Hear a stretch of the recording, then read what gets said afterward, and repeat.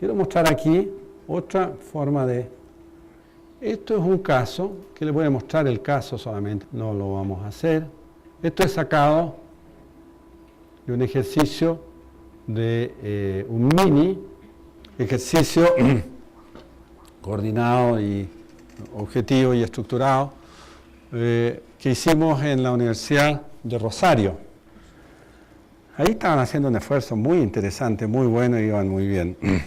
Y en vez de hacer estos ejercicios o WOSGIs, hay libros y un montón de cosas que se han hecho sobre eso. No estoy seguro de que todos sean muy buenos, muchas veces están muy biomaníacos, muy exclusivamente clínicos, pero no digo que los ejercicios clínicos no sean importantes, pero no son en el sentido solamente de saber el diagnóstico, el test, el medicamento que se le entrega y cosas por el estilo, sino ponerlos en contexto. Este era de comunicaciones. Entonces, este es el problema que se va a desarrollar. El caso es Patricia. El tema es una joven que consulta el servicio para informarse sobre el resultado de sus análisis de laboratorio. La tarea, y esto es lo que se le entrega al estudiante, es que le entrevista al paciente que viene a obtener el resultado de sus exámenes serológicos sobre VIH. Este es VIH seropositivo. Usted está en un consultorio externo del hospital y tiene que darle las malas noticias a esta joven. El asunto es entonces que esta es la tarea y al estudiante se le indica también el tiempo de la estación. Es decir, ¿cuánto dura esa estación? Porque generalmente es un número de estudiantes, un número de estaciones, los estudiantes se van moviendo de una estación a la otra y tienen que tener tiempos bien claros, bien determinados, porque si no se producen los atochamientos, embotellamientos de los estudiantes. Además que se trata de pacientes simulados, pacientes que pueden ser tremendamente buenos. Yo recuerdo que en un momento, en una crisis en McMaster que tuvimos, en que el director de la facultad estaba muy contra los gastos que se estaban haciendo con pacientes simulados. Yo estaba a cargo de la cosa de pacientes simulados. Yo le dije, mire, le dije yo, un farmacólogo que venía de otra universidad, le dije, mire, usted está tomando una decisión completamente unilateral y está haciéndolo sin mirar el contexto, ni conoce el valor de estas cosas. Así que hagamos una cosa, vamos a hacer un taller y lo vamos a convidar. Y a usted mismo le voy a dar un caso para que participe. Y pisó el palito, vino, y yo hice un taller grande, había muchos docentes, muchos estudiantes, pacientes simulados, y le puse a él con una paciente que era una artista, una mujer ya de unos casi 70 años, tú la debes recordar, que tenía pero una ansiedad, entraba, hablaba y corría por todos lados, se la di a él, pero claro, se la di para dársela. Hizo el ridículo, el total ridículo. Dice, pero es que este es un paciente muy especializado. ¿Y quién le dice a usted que un médico recién titulado no va a tener una situación con alguien así, que después la refiera, pero tiene que saber sacar el mínimo de estas cosas? No habló nunca más de los pacientes simulados y nos dio la plata. Pero es muy importante que se entienda que hay recursos educacionales que hoy día existen, que el dinero que se gasta en eso no se puede reproducir de otra manera situaciones de ese tipo, porque en esto usted tiene paciente, usted para el tiempo con el paciente, el simulado lo puede explicar, pero si usted tiene a un paciente con una situación delicada, usted tiene un estudiante al lado, usted no le dice, a ver, espérese un poquito que le voy a explicar al estudiante y yo quiero que el estudiante le pregunte a usted y todas esas cosas. No, esas cosas, hay cosas que son triviales y por eso existen también los laboratorios de habilidades clínicas con el uso de monitores, de muñecos y de cosas de ese tipo. ¿Y por qué no? Se puede hacer 20 veces, qué sé yo, el asunto de un examen ginecológico, un examen de mama, las otras cosas de cómo hacerlo bien, de cómo entender al paciente, de respetar al paciente, etcétera, etcétera, son parte del contexto de las habilidades, pero hay ciertas cosas que se pueden hacer en forma repetitiva. Bueno, esto es lo que le entregamos al estudiante.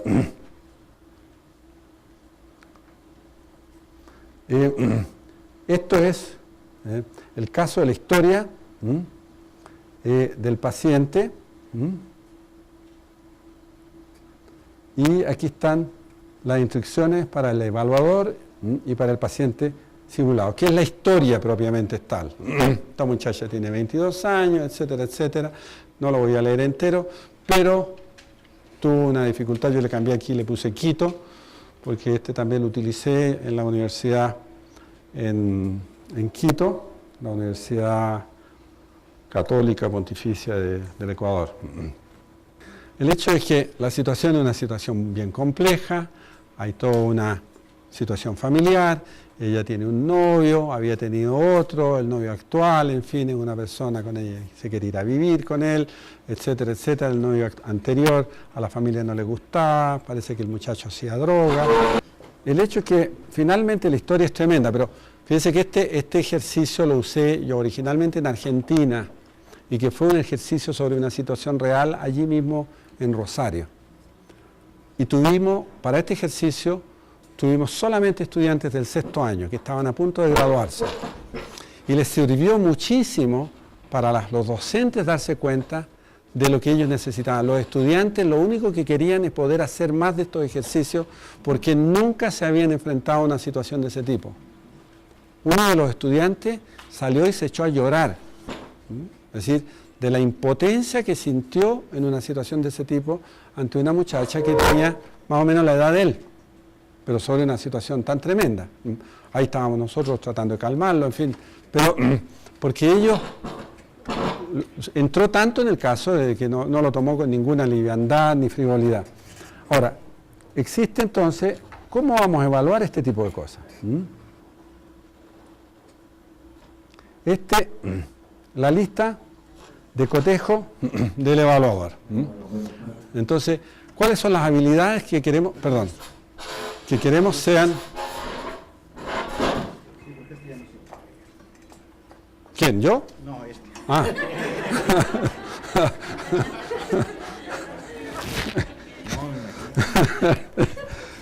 Uno viene aquí y lo insultan, fíjese. Bueno, es mejor reírse que llorar, dicen. Bueno, la habilidad es a ser observada. Entonces, el que está mirando la interacción tiene que ser un buen observador. Por ejemplo, ¿saluda o no saluda al paciente? Es bien desagradable cuando uno entra a una consulta y la persona está escribiendo, siéntese. Y ahí se queda y no sabe si respirar o no respirar, en fin, lo que sea. Yo como soy medio alegón y conozco el sistema, no digo nada. Entonces no, termine lo que tiene que hacer, si usted quiere me voy y vuelvo cuando usted termine. Entonces claro, ahí hay un signo de este amigo o enemigo. En fin, saluda e indica sus tareas expectativas. Al comunicar los resultados del test de VIH, usa un lenguaje claro y preciso. Invita al paciente a discutir dudas y temores sobre su problema. Todo esto lo pueden tener ustedes, no se preocupen en copiarlo, todo esto es accesible. Con la maestra Rebeca pueden tener no hay nada de esto que sea secreto. Lo único que cada vez que haya algo que está originado en alguna parte, yo les pido, por ejemplo, ahí dice que es de Rosario, denle el crédito a la gente de Rosario, porque el día de mañana si nosotros hacemos cosas de ese tipo, yo también voy a exigir que sea respetado el esfuerzo que los docentes de acá hayan hecho. Facilita al paciente que cuente sobre su vida y el contexto del problema. Demuestra actitudes adecuadas en postura, en comportamiento, en interés. Y no que está hablando, la señora está sentada allá y él, dígame entre paréntesis, ¿cómo es la cosa? ¿Cómo funciona esto? Este maldito. En fin. Tiene que haber una intencionalidad, tiene que haber una dirección, tiene que haber contacto con el paciente. Y el contacto es que uno lo escucha y el paciente sabe que lo escuchan. No es que se va a ir a sentar en la falda del paciente ni cosa por el estilo, no. Pero ahí hay un elemento que se tiene que aprender. Es que el paciente se sienta respetado. No hay nada peor que cuando sale y que te dijo, no sé, me dijo que estaba enferma y que me tenía que tomar estas cosas. No sirve.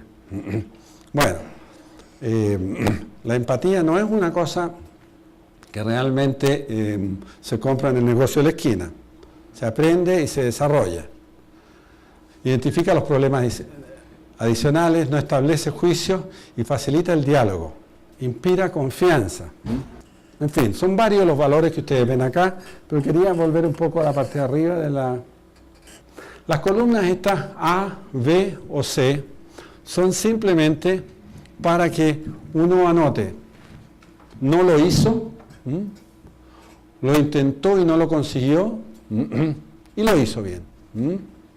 Entonces, eso les permite a ustedes saber, le pasó tan lejos que no sabía que estaba lloviendo. Y los comentarios aquí son comentarios casi telegráficos que el individuo coloca. Ahora, hay una técnica para hacerlo y es realmente que el observador está preocupado de la interacción que está pasando, no que está haciendo su comentario y dejando 20, 30 segundos de la interacción entre el estudiante y el paciente sin observarlo, porque hay muchas cosas que están sucediendo. De repente el estudiante va y le toma la mano o toca el hombro del paciente. Es un gesto de apoyo emocional, y usted se lo perdió. Y no lo va a incluir dentro de la evaluación. Entonces, y esto se ha estudiado, de que la interacción no se pierda para nada. De hecho, una de las formas interesantes de esto es poder tomar un video y el video entregárselo al estudiante para que él lo pueda ver. Él vea su propio funcionamiento. Aquí no estamos haciendo evaluaciones en que estamos tratando de sacarlo bien o de sacarlo mal, sino de ser objetivo. Entonces, los comentarios que se hagan, nosotros creemos que el individuo tiene que mirar lo más posible lo que está pasando allí y eventualmente le va a dar un retorno al estudiante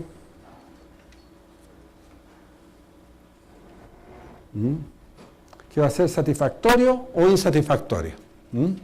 Ahora, entendámonos que aquí no estamos hablando de exámenes de final de término.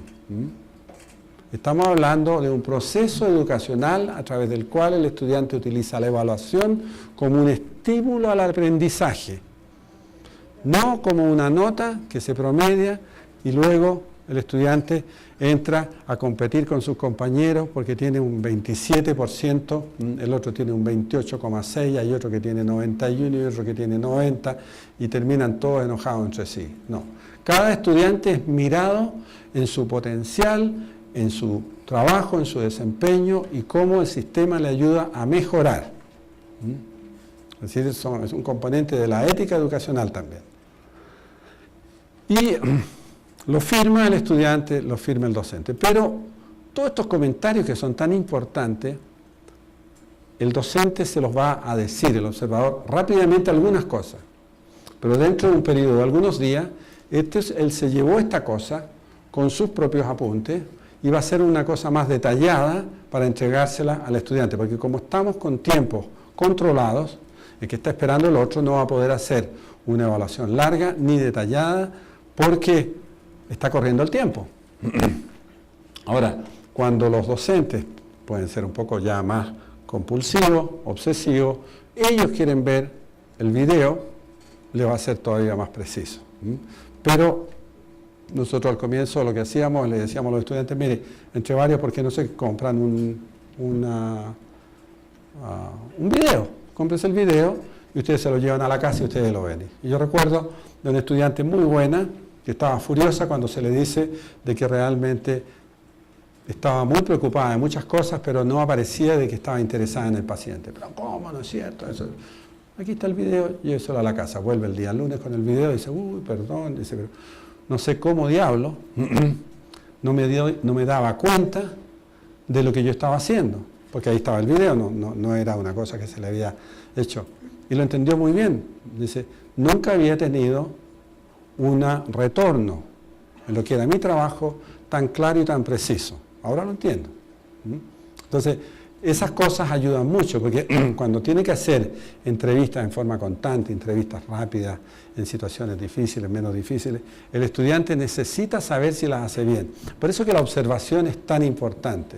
Fíjense que en un estudio que hice yo en una universidad, Con los estudiantes, 70% para arriba de los estudiantes decían que en sus interacciones con los pacientes jamás fueron observados. Anda a ver ese paciente y me cuenta la historia. Y resulta que la comunicación que se podía haber dado, la calidad del examen físico, el respeto hacia el paciente, todas esas cosas, nadie sabía nada de eso, el docente ninguna cosa. Después lo evaluaba y le ponía hasta una nota. Entonces, eso es de mala calidad. Eso no puede ser así. Bueno, esta es otra forma de evaluación. No quiero mostrarles 50 formas de evaluación. Quisiera dar un momentito también. ¿Esto termina a qué hora? A las 12. ¿Por qué no una vuelta de preguntas? Y yo mostré 2 formatos de evaluación. En realidad, ayer mostré también le mostré la malla conceptual, que es en el fondo el mapa central en el cual se van a basar eventualmente las evaluaciones. Pregunta. Yo lo veo excelente, pero el problema es que aquí tenemos en México la medicina institucional. Entonces hay doctores, médicos familiares que ven 20, 25, 30 pacientes en un tiempo límite. El estudiante lo preparamos, pero cuando va a su campo de acción, que es el hospital, tenemos el problema grave, ¿verdad? De que está viendo otro ejemplo y puede contaminar. Ya. Es decir, usted me está diciendo de que el problema es peor de lo real, de lo que estamos imaginando. Es decir, me está diciendo que ustedes tienen que hacer el doble de esfuerzo entonces. Es decir, porque no es una cosa que no se debe buscar mejorar. Es decir, hay que buscarle por todos los lados. Si ustedes tienen claro de que el paciente va a estar trabajando en un servicio, en que va a tener una norma de tantos pacientes por minuto, eso se tiene que pelear en otros campos, en otros lugares. Pero si ustedes tienen un individuo, tienen que asegurarse que ese individuo tiene el máximo de habilidades de comunicación, de examen físico, de poder retornarle al paciente, de orientar al paciente. Esto no es negociable. Es decir, no le podemos echar la culpa a la institución, que tiene la culpa de muchas cosas, pero las instituciones somos nosotros también. Es decir, se refleja en eso un poco lo que todos y cada uno hacemos. Entonces, esas justificaciones de echarle la culpa al empedrado, se dice el cojo siempre le echa la culpa al empedrado. Entonces creo que nosotros tenemos que ver en qué forma nos aseguramos que estas cosas se hagan. Por ejemplo, iniciar relaciones con profesionales de la salud que pueden desde las mismas instituciones empezar a cooperar en estas cosas, normalizar de alguna manera las entrevistas, que las entrevistas tengan cierto valor. Es más fácil y es más rápido también cuando se sabe exactamente cuáles son las cosas concretas que se tienen que observar, que se tienen que preguntar, cómo se puede o no se puede hacer. Pero yo concuerdo con usted que el problema es real y que incluso mayor en algunas partes que otras. Pero la necesidad de resolverlo no es algo que tenemos que evitar o caer en una especie así de frustración, desesperación y deprimirnos y ya no hacer nada. Les digo que soy pediatra. Yo estoy con los estudiantes ya en la práctica clínica, veo estudiantes de 7º ciclo en el Hospital de la Raza y la verdad yo veo con tristeza que no tienen ninguna idea de cómo abordar al paciente, cómo integrar toda la información, cómo realizar una historia clínica.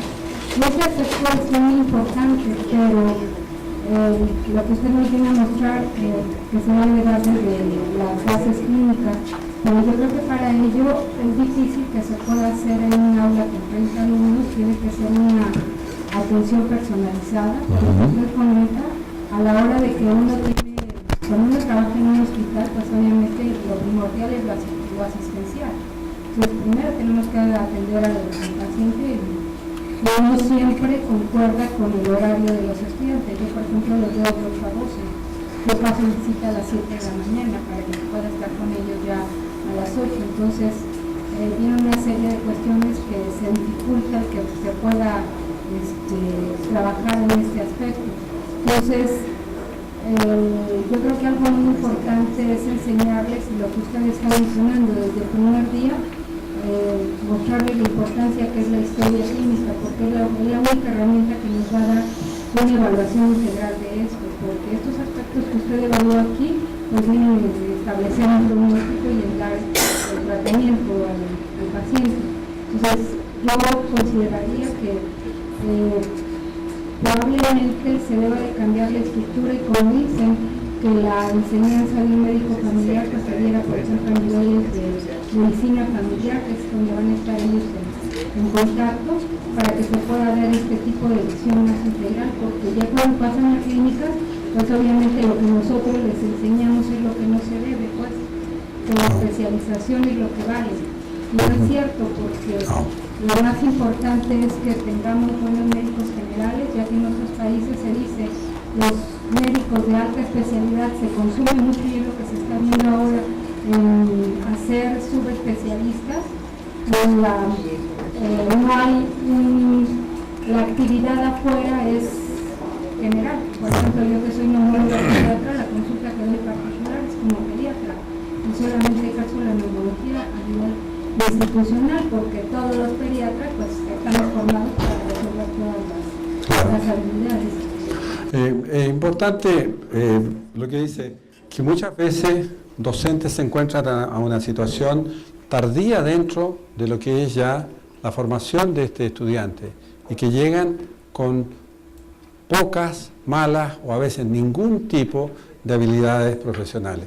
Cuando ayer hablábamos de la tutoría y le mostré el horario ese, que es un horario con espacio, las dos tutorías son, yo le hablé de grupos de 5 a 8, generalmente son 6, 7, 8 estudiantes. Cada grupo tiene asignado una persona que les va a ayudar durante el periodo ese en comunicaciones. Es decir, van a tener una sesión generalmente de mediodía por semana, unas 4 horas, en que el grupo va a estar con un docente que va a tener casos de pacientes simulados, le va a hacer demostraciones con pacientes simulados, a veces con pacientes reales. Ellos van a ver videos de entrevistas, de situaciones difíciles, cosas que a veces no siempre se consiguen en el momento. Y esa es otra cosa bien importante. Ustedes no pueden pretender de que le van a dar a los estudiantes ciertas cosas cuando dependen de la suerte, de la casuística del día. Hay ciertas cosas que tienen que tenerlas, tienen que tener el video, tienen que tener el caso. El laboratorio de habilidades tendrá que encontrar en las diferentes habilidades que se tengan que hacer cosas de ese tipo. Entonces, cuando el estudiante observa cómo se hace, le muestran cómo hacerlo, lo hace, es observado, y al ser observado es observado en forma precisa en las cosas donde está el énfasis, no en trivialidades en que tiene que venir con una corbata, con esto, con lo otro. Tiene que hacer las cosas bien hechas, y lo va a hacer en forma repetida.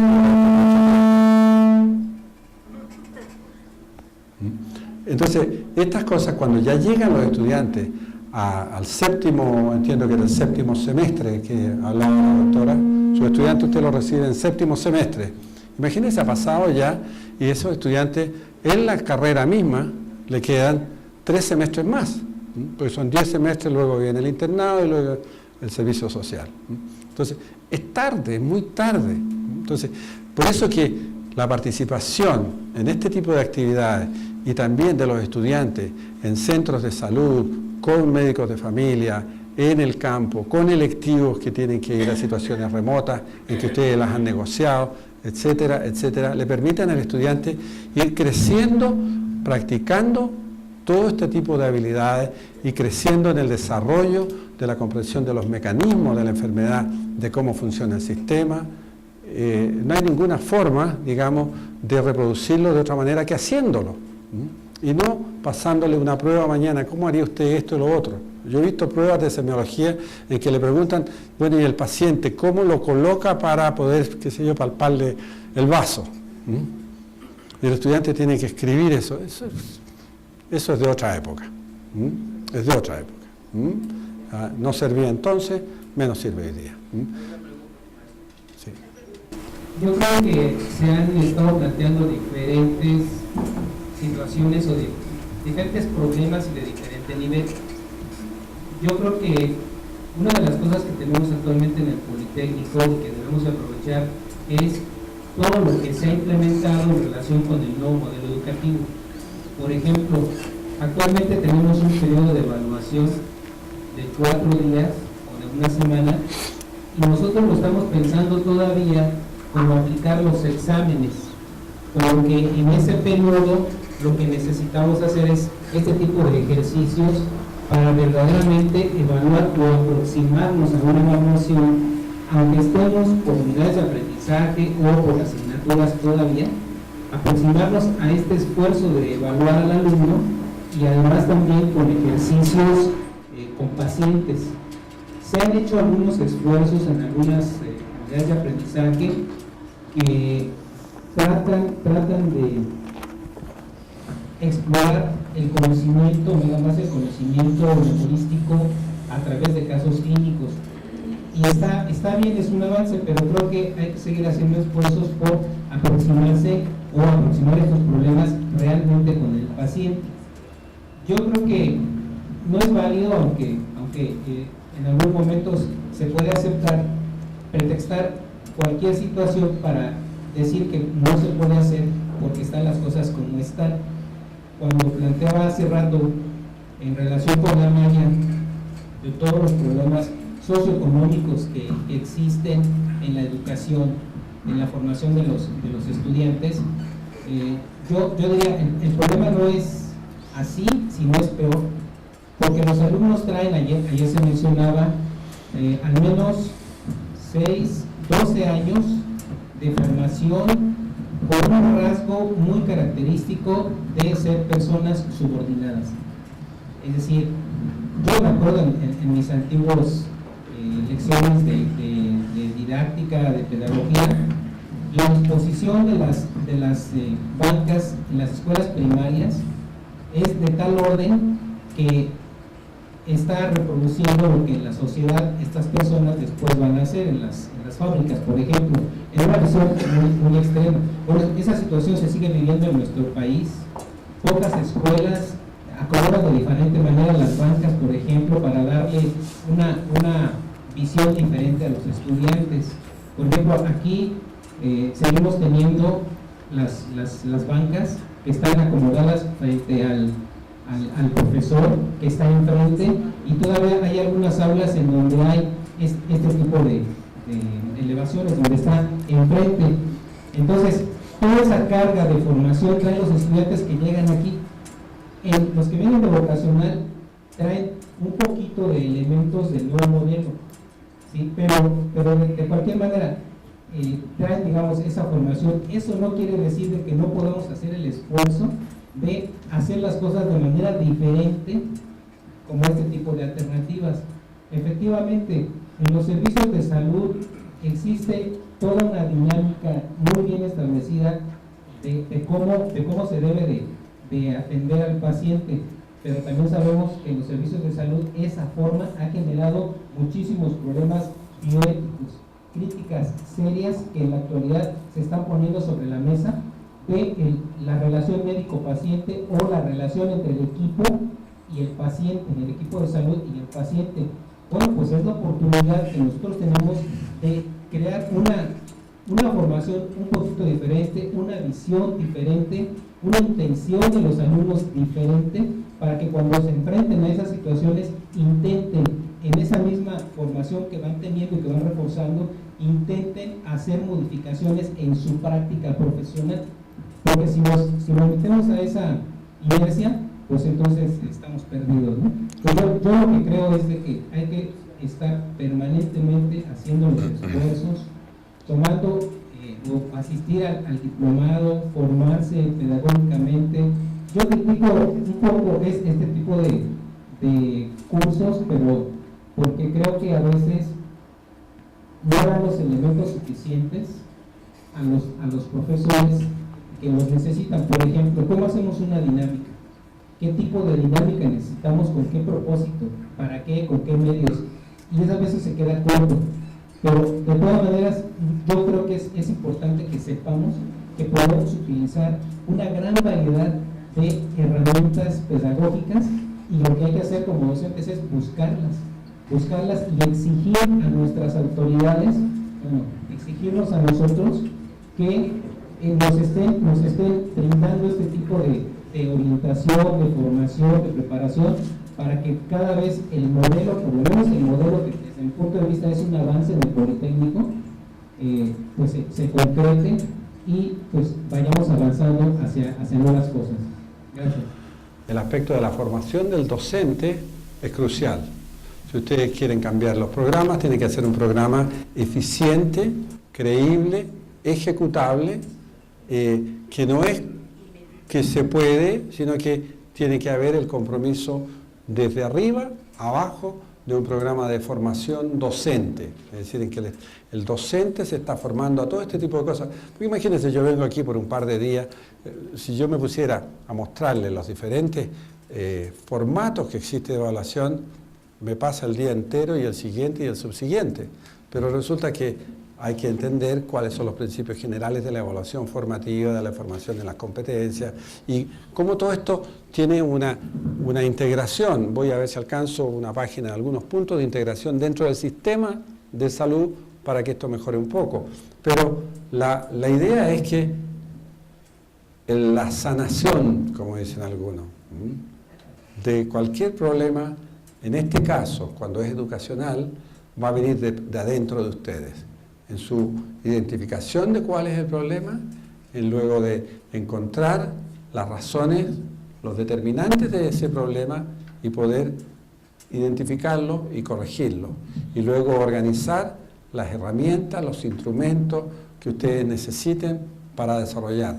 Por eso que en este problema, cuando yo puse eso de la malla conceptual, cada una de las áreas en el fondo tiene un equipo de trabajo dentro de la escuela que va a tener que estar viendo las evaluaciones, otro grupo que va a estar viendo las habilidades de comunicación, otro los desarrollos de los laboratorios de habilidades específicos o generales, otro que está viendo la interacción con los servicios de salud, cómo los estudiantes establecen desde temprano contacto con el medio de salud, con las instituciones de salud en forma que sea efectiva y no ir a darse vuelta a un hospital y andar medio escondiéndose porque los quieren sacar a patadas, porque están causando, qué sé yo, aumento de gente, embotellamiento, estudiantes que no fueron preparados. No, eso se tiene que negociar. Entonces, la tarea que tienen por delante es grande.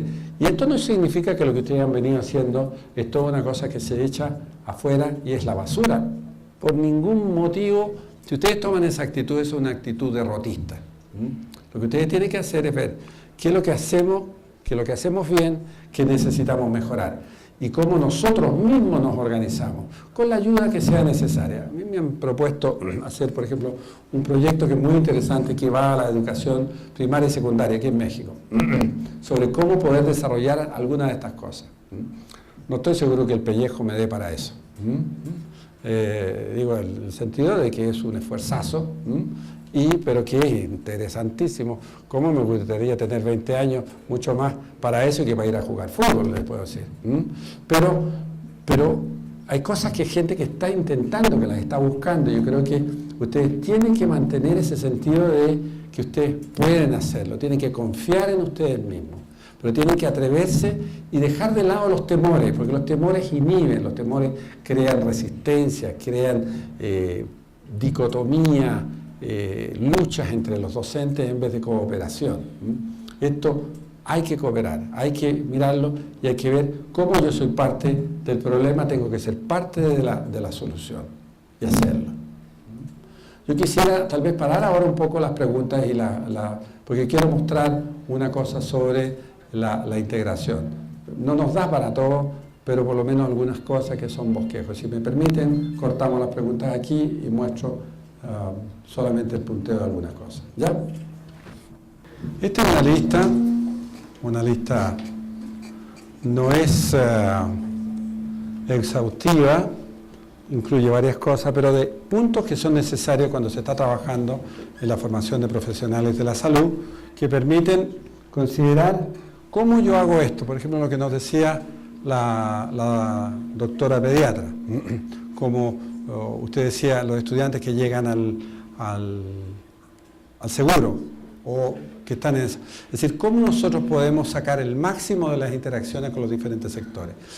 Si ustedes miran, por ejemplo, la integración teórico-práctica. Yo lo he repetido N veces, pero eso es, hay que tener cuidado de que, es que en este grupo no podemos, en que el jefe del servicio de tal parte controla y no nos deja.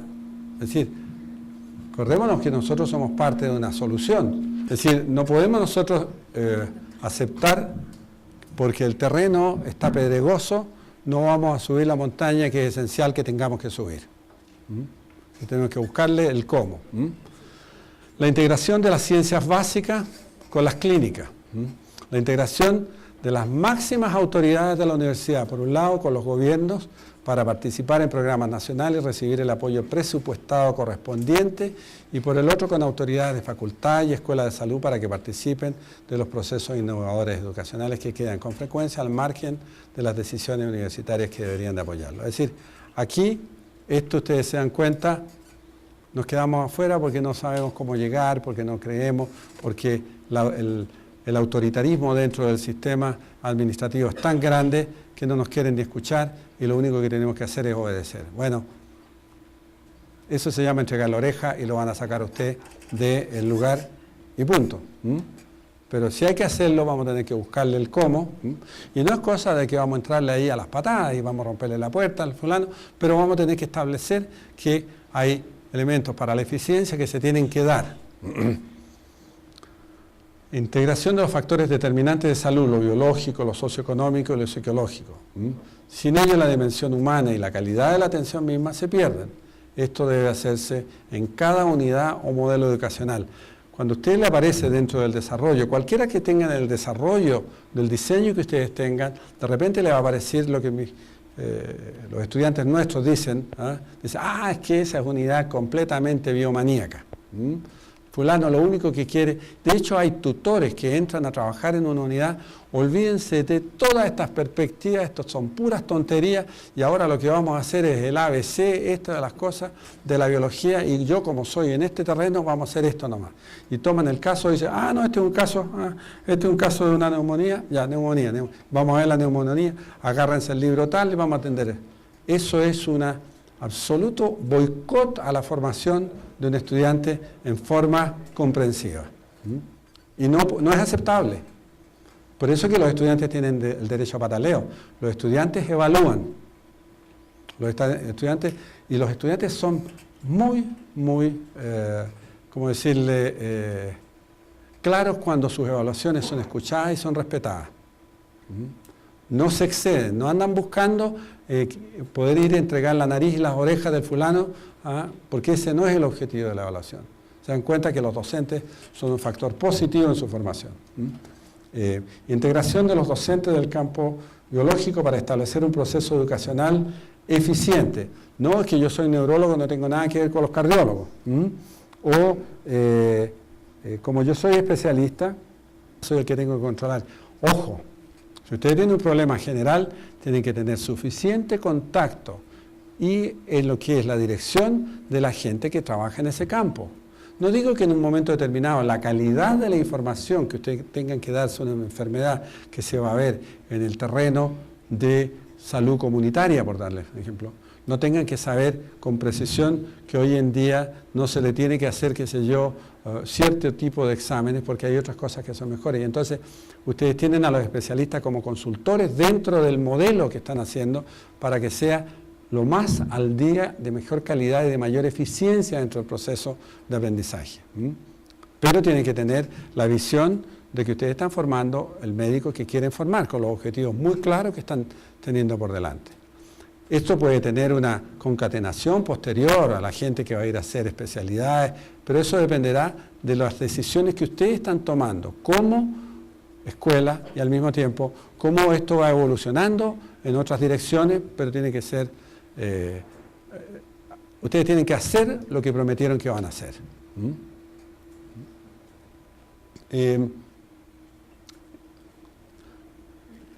Por ejemplo, la cosa de los programas sobrecargados de contenido.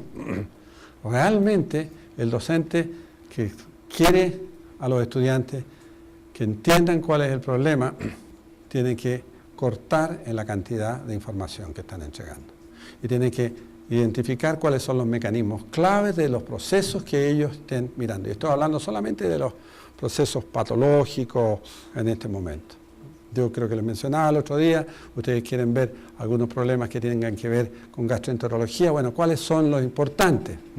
Bueno, no le entreguen la lista del libro de gastroenterología, que uno es de este porte, otro tiene como 3 tomos de esto, y están formando un médico que cuando tiene que tratar una diarrea no es capaz de entender el ABC de la evaluación, del análisis del paciente, del tratamiento del paciente, del seguimiento del paciente. No digo que diagnosticar o no diagnosticar una tifoidea no sea importante, claro que es importante. Es decir, cuáles son las cosas, pero van a tener que definir cuáles son ellas. No las cosas esotéricas. Las cosas esotéricas. Pero entender el mecanismo de las cosas que los estudiantes están estudiando es muy importante porque después van a seguir trabajando con procesos celulares, con procesos de funcionamiento, de fisiología, bioquímicos, en que dicen, entiendo esto, ¿cómo entiendo esto del lado? O cómo yo voy a buscar quien sabe más que yo en esto y voy a ir a hablar con el especialista si es necesario. Entonces, el sobrecargar el contenido es un elemento, yo creo, pedagógicamente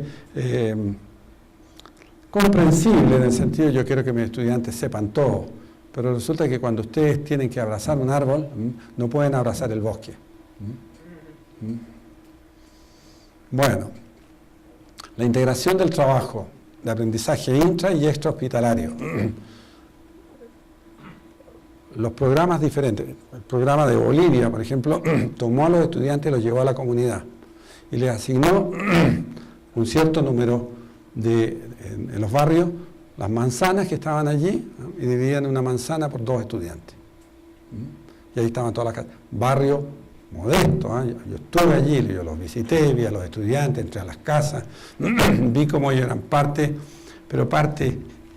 brillante del sistema de salud, de actualización, de conexión. Estudiantes de segundo año que estaban allí y que eran, claro, un día llegan corriendo 2 muchachas, yo estaba en ese consultorio, estábamos viendo algunas estrategias y cosas por el estilo, yo aprendiendo lo que ellos hacían, y dice, mire, tenemos un problema, la señora Tante, una señora gran multípara, que había tenido una dehiscencia de las múltiples cesáreas que había tenido, y tenía que una cosa así, pero todo afuera, no afuera, sino que solamente cubierto por la pared abdominal, por la piel, por los tegumentos más superficiales.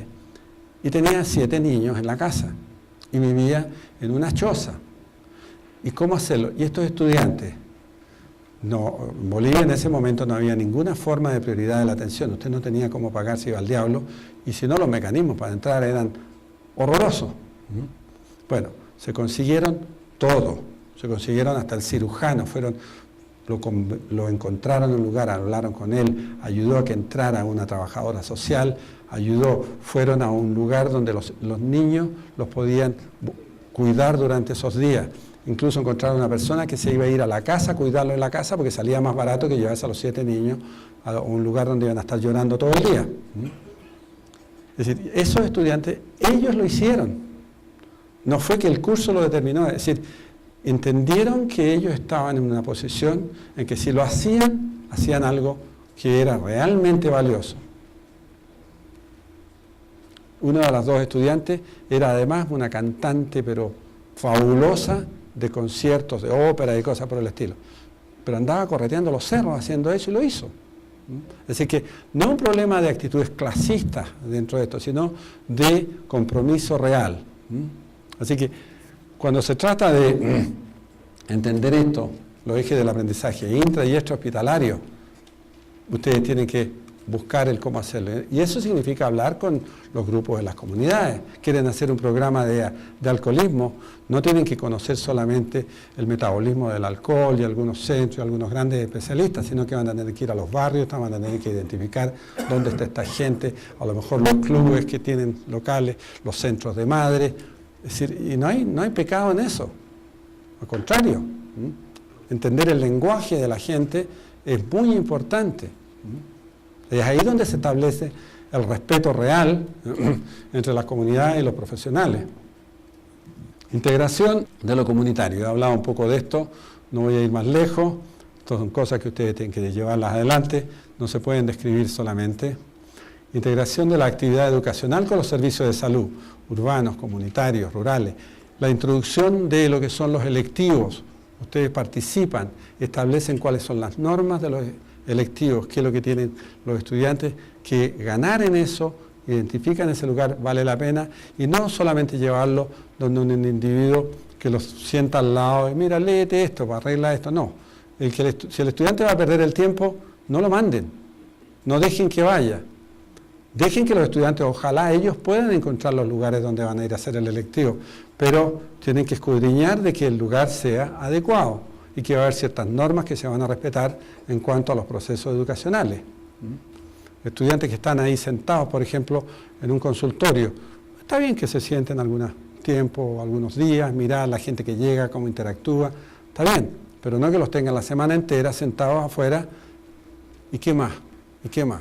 Y que no nos dejen entrar, porque yo estoy muy apurado, no puedo, tengo muchos pacientes por ver. Entonces, ahí pueden trabajar con la trabajadora social, con la enfermera, ir a las casas, hacer la atención domiciliar, conectar paciente que no vino, paciente que tiene problemas y se nos perdió en el seguimiento. Es decir, ahí hay muchos elementos y que, por ejemplo, yo conocí un decano que andaba en estas cosas en los barrios, dándose vuelta con los estudiantes, encontrando los pacientes que se habían perdido. Ese era uno de los proyectos, los pacientes que se habían desaparecido del sistema y que se sabía que tenían problemas. El decano golpeando las puertas. Ustedes me dirán, pero esto es una brutalidad. Si usted le preguntaba al decano, le preguntaba a los estudiantes, le preguntaba a la familia, al sistema, le sirvió mucho porque avanzó en ese lugar donde ni siquiera se tenía una idea de cuáles eran los problemas de salud. Los estudiantes fueron capaces de contribuir para hacer el catastro de cuáles eran los problemas reales de salud y cuáles eran los orígenes de los problemas y las determinantes que existían allí. No digo que ustedes tienen que hacer eso, pero ustedes van a tener que usar su imaginación para que estas conexiones se hagan eficientemente. La integración del esfuerzo social, la integración del esfuerzo de los docentes, de los estudiantes y de los administrativos. Se necesita de mucha gente. Si nosotros aquí, por ejemplo, ustedes han hecho el esfuerzo de que esto se pueda tal vez reproducir, hacer un video, estas cosas. Toda esta gente que trabaja en estos esfuerzos es toda muy importante y hay que cuidarla, hay que respetarla, hay que escucharlos, porque ellos de su disciplina, de su área, nos pueden decir cómo hacerlo mejor.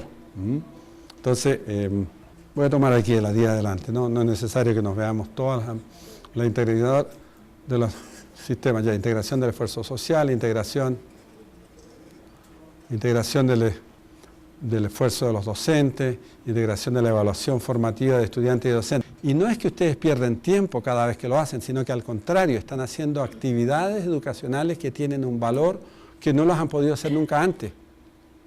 Entonces les permite, mire, fíjese, cuando viene un grupo y me dicen, mire, lo que pasa es que tengo, qué sé yo, tanto tiempo de evaluación. En los 32 semanas lectivas, muchos programas van a tener unas 4 semanas que es pura evaluación, es decir, de 32 son 28 semanas. Y resulta que contribuye la evaluación realmente a comprobar que toda esta interacción, que todas estas competencias profesionales fueron obtenidas. No son la mayoría, muchos exámenes escritos, pasó, no pasó, repetición de exámenes. Entonces tienen que ver que la evaluación contribuye al proceso educacional y no que se los intercepta, que se los coarta. Por ejemplo, la integración de los profesionales, de los estudiantes, con diferentes profesionales. Por ejemplo, la gente que ustedes tengan, que tienen actividades de investigación de punta, que tienen actividades de alto nivel, que tienen contactos, que trabajan. ¿Cómo no va a ser importante que un estudiante pueda acercarse de repente a un individuo que está haciendo investigación de gran calidad? Porque una de las cosas que ustedes están produciendo, claro, médicos para la comunidad, pero es que la comunidad no hay que hacer investigación, no hay que hacer, qué sé yo, estudio. ¿Cómo no va a ser importante? Por eso que nadie, ojalá nadie, y sobre todo los mejores, deberían ser dejados de lado en lo que son los procesos tutoriales, porque cuando ellos están con los estudiantes empiezan a... Los estudiantes son impresionantes, lo disecan al docente en 5 minutos, y empiezan a darse cuenta quién es, cómo es, qué es lo que es, lo respeta, no lo respeta, es interesante, no es interesante. Bueno, docentes que tienen esas cualidades, no dejen que se arranquen del lado de los estudiantes, al contrario, qué sé yo, denle coima, estimúlenlo, establezcan que el contrato, por lo demás, debe incluir el elemento, digamos, de la creación de lazos con los estudiantes más allá de la clase, que es re poco lo que una clase puede darle de lazo a un profesor con un estudiante. Claro, de repente aparece un estudiante que bien que conversa un momentito, 5 minutitos, pero no hay impacto de la relación docente-estudiante cuando no es continuada, cuando no es observada, cuando no es una cosa que se está construyendo algo. Esa integración, digamos, del cuerpo docente con los estudiantes es muy importante. Por ejemplo, integrar los principios de promoción de salud y prevención de la enfermedad. ¿Cómo los estudiantes no van a ser capaces de llevarlos ustedes a que participen en lo que son este tipo de actividades que son muy concretas? Se habla de un programa del fin del hambre. Y entiendo que hay un programa aquí en México sobre eso. He visto cosas en la televisión, pero no he visto, claro, no sé cómo se está haciendo en la práctica. ¿Cómo los estudiantes no podrían participar de cosas de este tipo, entendiendo qué es lo que es el metabolismo, qué es lo que es la nutrición, qué es lo que son las condiciones socioeconómicas determinantes en salud, la reparación, los tejidos, en fin, empiezan ustedes a ver dónde están las campañas de vacunación, cómo se hacen, no se hacen, la prevención del embarazo no deseado, y al mismo tiempo el seguimiento del deseado. En fin, los estudiantes pueden aprender mucho si uno les enseña a mirar la realidad. Pero si les enseñamos a mirar solamente las páginas de los libros, es eso lo que nos van a dar. Yo quisiera tal vez parar ahora porque podría seguir más, tengo mucho más material por supuesto, pero puede que haya algún comentario, alguna pregunta. Mi nombre es Héctor Rebot y soy profesor en la maestría en Ciencias Biológicas. Usted nos plantea un nuevo esquema de docencia para efectivamente que los alumnos comprendan y entiendan, participen y hagan una serie de cosas que actualmente no se hacen. Y nos comparte un sistema. Sin embargo, pues a lo largo de todo el taller que usted ha dado, usted ha venido desarrollando del modo más tradicional que existe. Nos separa, nos explica sus conceptos y nosotros escuchamos. Entonces mi pregunta es, ¿en algún momento del taller va a aplicar usted su sistema con nosotros? ¿Usted estuvo ayer? ¿Estuvo ayer? Sí, he venido los días, todos los días. Ya, es decir, vio la tutoría, ¿la vio? Sí, la vi. Ya, bueno, de partida, si nosotros, porque esta es mi primera venida acá, y yo no puedo más allá de darle, como quien dice, es el índice, y una visión de algunas cosas pequeñas. La cantidad de cosas que hay es tan grande. Si usted me dice, a mí me gustaría trabajar haciendo este tipo de cosas en forma constante, ni amarrado, ni en broma. Yo estuve en Brasil 1 año trabajando con una facultad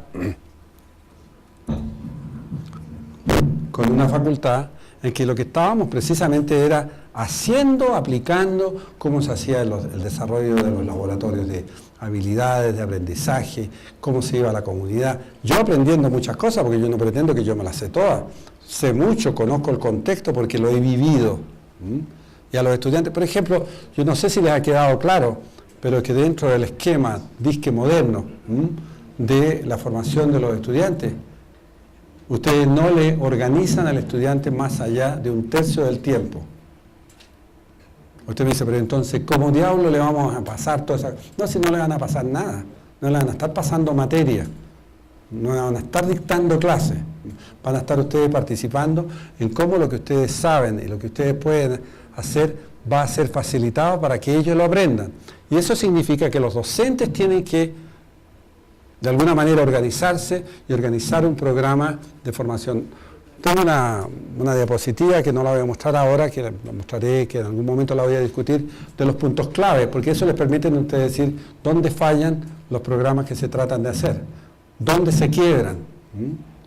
Entonces, yo no puedo hacer un show aquí de lo que son los ejercicios clínicos objetivos, estructurados, no puedo hacerle todas las simulaciones, no puedo ir y decirle, mire, vamos a un consultorio porque allá tenemos todo preparado, porque ustedes no tienen todo eso preparado. Ustedes no han establecido los lazos y las conexiones. Entonces, el que ustedes no lo tengan, no quiere decir que no sea factible, pero tienen que poner ustedes el hecho de que si ustedes quieren hacer cambio, tienen que cambiar ustedes. Y la venida de una persona como yo solamente puede ser el estímulo que espero que si dejo la inquietud, les ayuda a su propia inquietud. Pero más allá sería realmente pedir la solución que nos cayera del cielo. Y no, esa no creo que llegue. Bueno, yo nuevamente voy a tomar la palabra. Yo creo que esto es bien importante. No sé cuántos médicos de clínicas hayamos aquí, pero a mí el curso me ha parecido muy bueno. Yo tomé un diplomado en educación universitaria en la Universidad Nacional Autónoma de México. Me encanta mucho enseñar y yo hago con lo que recibo a los estudiantes y lo que le da el plus a mi curso es que yo les entrego una hoja de bienvenida donde están todas las reglas y les digo cuáles son las reglas del juego y las tienen que cumplir al 100%. Y yo utilizo mucho un proverbio que dice, dime y olvidaré, enséñame y aprenderé, enséñame y recordaré, involúcrame y aprenderé. Y al final del día lo que uno busca es un cambio de actitud en los estudiantes. Yo creo que esto que usted nos muestra, y ojalá y estén las autoridades, es para hacer un cambio en toda la currícula del curso de medicina en el Politécnico, porque de lo que se quejan mucho los estudiantes es que tenemos que cumplir un programa que ya muchos de los temas ya no son acordes a la realidad. Yo creo que en muchos lados se ve que uno afortunadamente en clínicas tiene la oportunidad de modificarlo a las necesidades actuales y yo creo que no en todos los lados se realiza y hacerlo muy práctico. Yo creo que dentro de otro de los aspectos que usted mencionó, de trabajar con los estudiantes, yo por ejemplo les doy una hoja donde me ponen todos sus datos. Entonces yo tomo muy en cuenta muchos factores, la distancia de donde ellos ocupan para trasladarse hacia el hospital, si son casados, si trabajan, todo eso, porque todos estos aspectos a la hora de evaluarlos tenemos que tomarlos en cuenta, porque aparte de que tenemos que enseñarles, tenemos que verlos que son seres humanos que tienen también una problemática y algo que se tiene que modificar. Yo creo que aquí en el Instituto Politécnico es que todo el día se la pasan de aquí para allá, de un hospital para otro, corriendo, los tiempos son muy cortos que se tienen y por ejemplo en mi hospital tratamos de que los estudiantes aprendan y yo en lo personal ese ha sido mi objetivo fundamental. Estoy completamente de acuerdo con usted que la única manera que tiene el estudiante de aprender es abarcar los dos puntos importantes. Uno, lo que es la teoría y verlo con la práctica. Entonces yo en lo personal lo que hago con los estudiantes es que yo no trabajo en conjunto, pero sí como equipo en el hospital les dan inmunología, alergia e inmunología, y yo a ellos les proporciono el día lunes para que vayan a tener práctica y que vean cómo se da una consulta de inmunología.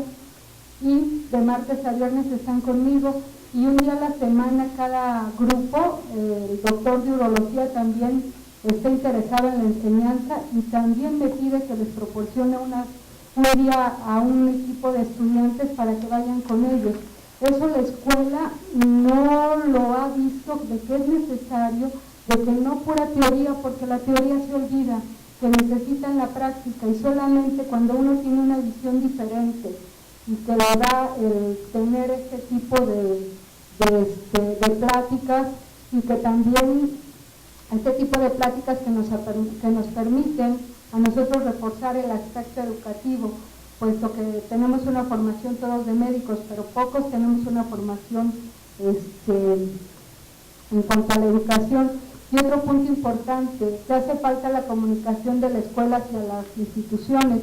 Yo estoy aquí ocupando mis vacaciones del hospital, ahorita estoy de vacaciones, coincidió con el curso y quise aprovecharlo esta semana, obviamente en bien de los estudiantes, pero no hay una comunicación porque yo les envié el correo a mis profesores adjuntos y ninguno lo había recibido, y aparte pues proporcionar las facilidades que deben de darnos en las instituciones para poder venir a tomar este tipo de cursos por parte del Politécnico, ya que ese aspecto no lo han trabajado. Y por ejemplo en la Universidad Autónoma de México, a los que son profesores en las clínicas, a mis compañeros, les mandan un memorándum a enseñanza y les dan permiso de asistir. Entonces yo creo que todos esos aspectos se tienen que trabajar porque todo es un todo, si no, no funciona.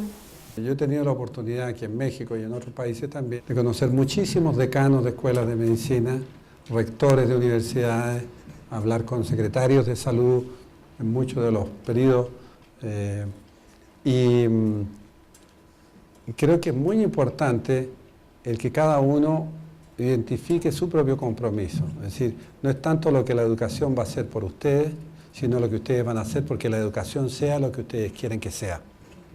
Es decir, ¿qué es lo que tengo yo que puedo aportar? Muchas veces no es sino el compromiso y la curiosidad. Pero en realidad ustedes tienen mucho más que eso. Todos los que están aquí tienen todo mucho más que eso. Entonces, ¿cómo ustedes van a llevar a que esas cosas se desarrollen? Estos días son simplemente días que ustedes no pueden esperar que yo les pudiera dar a ustedes datos. Esto me lo llevo para la casa y lo voy a empezar a manejar de aquí para adelante. Porque es muy complejo, son muchas cosas. El material le entregamos mucho a la facultad de materiales que ustedes los tienen libremente y que deberían de eventualmente ustedes hacer sus propios materiales, porque ahí van a aprender a cómo los llevan adelante. Las tutorías no se aprenden en el libro, ahí está todo escrito, pero les puedo garantizar de que ustedes van a escuchar gente que han hecho incluso manuales de tutorías que jamás han tomado un curso de tutoría y que jamás han sido tutores. Y los conozco mucho. Yo he hecho muchísimos talleres exclusivamente con estudiantes en diferentes partes de América Latina y en México también, en que me dicen, pero resulta que si el tutor no sabe lo que es la tutoría, no tiene la menor idea, y vamos esto y lo otro. Entonces, la calidad se hace también con la participación, y la participación crítica, es decir, con la evaluación. Y eso es una cosa que ustedes tienen por delante. La organización de esto, de aquí para adelante, es el trabajo de ustedes, es el compromiso de cada uno. El llegar a un momento determinado en que se puede hablar un poco en forma socarrona, pero para justificar su propia inactividad frente a la necesidad de una solución, eso no les va a ayudar. Miren cómo resuelven el problema que ustedes están identificando. Identifíquenlo mejor. Pues yo no estoy muy claro, se lo digo con toda honradez y con mucho respeto, no estoy muy claro de la identificación real, colectiva, de una universidad con una escuela grande, de que todos están imbuidos de lo que está pasando. Es decir, tienen muchas cosas segmentarias, mucho docente que está aislado y desde ese aislamiento viene y hace contribuye su pequeña gotita y otro hace otra cosita por aquí y otra cosita por allá. Y con muy buena voluntad. Pero eso les da el conjunto, les permite a ustedes que los estudiantes no estén desesperados porque lo que va a pasar conmigo es que yo no voy a lo mejor ni siquiera graduarme, y si me gradúo no voy a tener un trabajo con el que yo pueda tener una vida mínimamente aceptable para mí y para mi familia. El problema es multidimensional y cualquiera de estas áreas significaría que hay que ponerse a remangarse las manos y empezar a trabajar. Y por eso que, si ustedes me preguntan cuál sería la tarea de ustedes, sería de que ustedes hagan talleres entre ustedes significativos, en que la asistencia es por sí prioritaria, en que suspenden actividades que siendo tan rutinarias se dan cuenta que no les sirve, pero van a tener que tomar ciertos momentos en que la prioridad de ese docente es participar en ese tipo de actividades y identificar lo que él o ella puedan hacer para irlo mejorando e ir haciéndolo. Pero si ustedes le piden solamente a la dirección que lo haga y que les entregue el modelito perfecto, se pueden comprar modelitos por todos lados, pero eso no quiere decir que el modelito funcione. Nosotros, dentro de las cosas que pasaron en McMaster, les puedo decir que hay cosas que para mí han sido un poco deplorables, porque vinieron ahí unos emiratos, esta escuela es muy buena, ¿por qué no la vienen y no la instalan? Y prácticamente ese fue el intento que hicieron, pero eso significó también una destrucción enorme de muchas cosas de la calidad de McMaster en McMaster mismo. Entonces, no es así. Usted aquí, como dice una canción de Cita Rosa, la planta crece del suelo. Y eso son ustedes los que lo tienen que hacer. De las experiencias que ha tenido usted en otras universidades en relación con los procesos de integración que los profesores han realizado, ¿nos podría comentar algo? Porque ayer decía usted que mucho de esto no se puede hacer si no hay una integración de los profesores en grupos de trabajo.